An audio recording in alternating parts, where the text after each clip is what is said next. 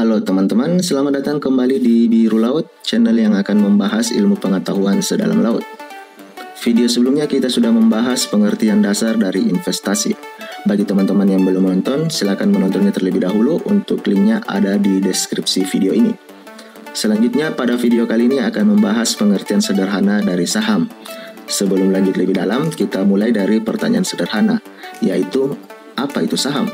Jika teman-teman punya pertanyaan yang sama, silakan lanjut video kali ini, karena video ini akan membahas saham dari nol.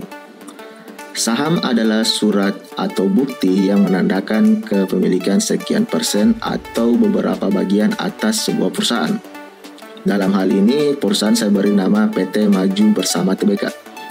Singkatnya, jika teman-teman memiliki saham, maka teman-teman salah satu pemilik dari perusahaan tersebut. Misalnya, PT Maju Bersama Tbk memiliki modal dasar atau value atau nilai sebesar 1 juta. Sedangkan saham yang dijelaskan sebelumnya bisa disebut lembar saham, yang artinya satu surat lembar saham. Selanjutnya, jika PT Maju Bersama Tbk membagi modal dasar 1 juta tersebut menjadi 10 lembar saham, maka satu lembar saham akan bernilai sebesar Rp100.000, di mana satu lembar saham tersebut mewakili 10% atas kepemilikan perusahaan PT Maju Bersama Tbk. Jika 10 lembar saham tersebut dijumlahkan, maka memiliki hasil 100%, di mana 100% tersebut sama dengan total modal dasar perusahaan tersebut, yaitu 1 juta. Yang artinya, jika si A memiliki 2 lembar saham, yang satu lembar saham bernilai 10%, maka ketika dijumlahkan menjadi 20%.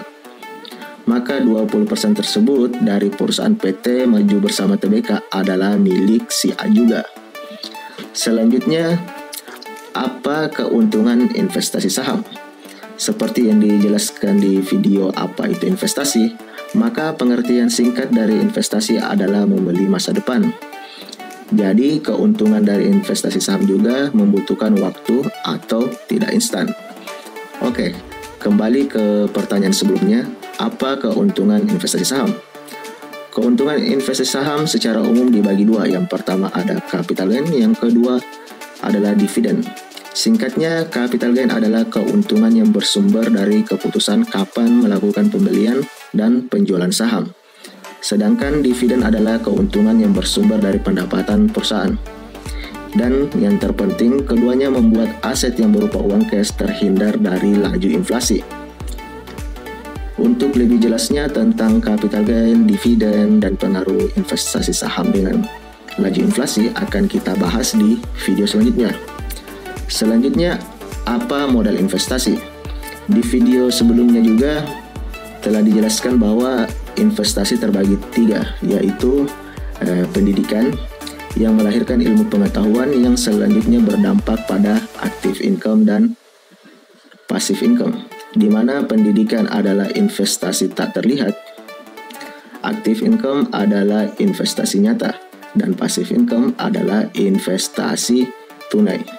Jadi modal dari investasi pertama pengetahuan, dengan tujuan melakukan analisis terhadap laporan keuangan, model bisnis perusahaan, isu-isu nasional dan internasional, dan pergerakan investor lainnya, di mana pergerakan investor itu mempengaruhi perubahan harga dari satu lembar saham. Tujuan kedua dari pengetahuan adalah mengatur atau membuat manajemen keuangan dan resiko investasi. Variabel kedua ada active income dengan tujuan untuk memulai investasi saham, di mana untuk memulai investasi kita membutuhkan modal atau dana cash yang disebut active income. Oke, semoga video ini bermanfaat dan semua yang disebutkan di atas seperti laporan keuangan, model bisnis perusahaan, isu-isu nasional, pergerakan investor, manajemen keuangan, dan risiko akan kita bahas di video selanjutnya sedalam biru laut. Oke, sampai jumpa lagi di video selanjutnya.